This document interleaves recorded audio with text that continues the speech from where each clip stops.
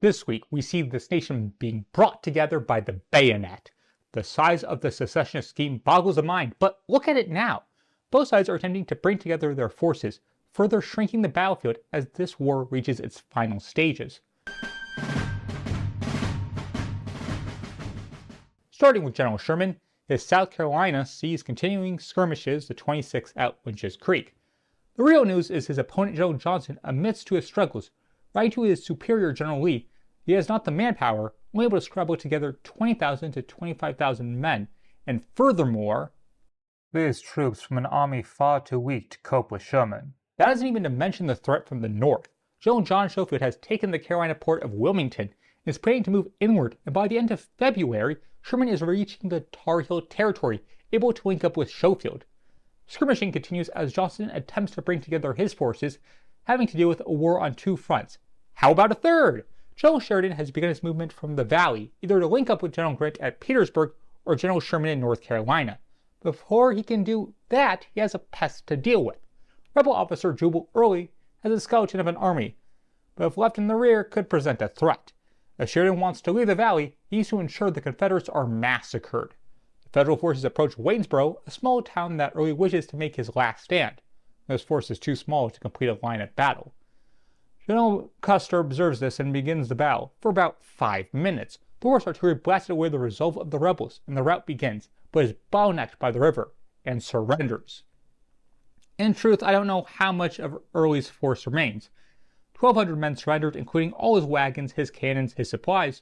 While Early escapes, the battle is his end. Custer rides back with 17 flags in his hands, all trophies of war. Sheridan smiles with pride and reports back. No enemy left in the valley. General Lee knows that the army is crumbling around him. Early might just be the first domino. He reaches out to Grant. A satisfactory adjustment of the present unhappy difficulties by means of a military convention. The next day, Lincoln gives orders to Grant through Secretary Stanton. The President directs me to say to you that he wishes you to have no conference with General Lee unless it be for the capitulation of General Lee's army. Meantime, you are to press to the utmost your military advantages. Lee has no intention to surrender yet. His rival is still unconditional surrender Grant.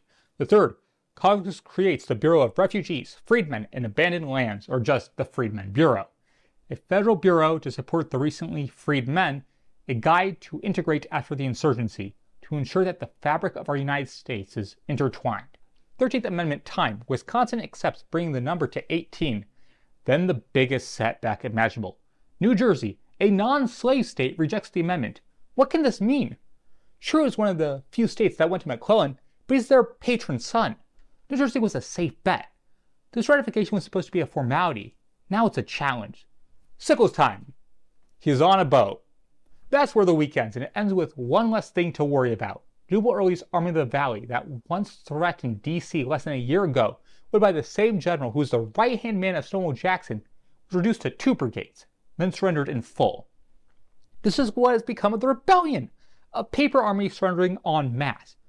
Lee looking to talk his way out of a disaster, and the only other army commander writing to him that the troops are just too weak. Next week we will see an inauguration for Lincoln, the 16th president. There will only ever be one Confederate. Hi, it's Jonathan Teagan, the entire Civil War Week by Week team. I'd like to thank you as we enter the new year and as the last couple months come counting down. It means a lot, and I know we are all excited to see how this war ends. I hope you come along for the journey, and I hope to really see you next week.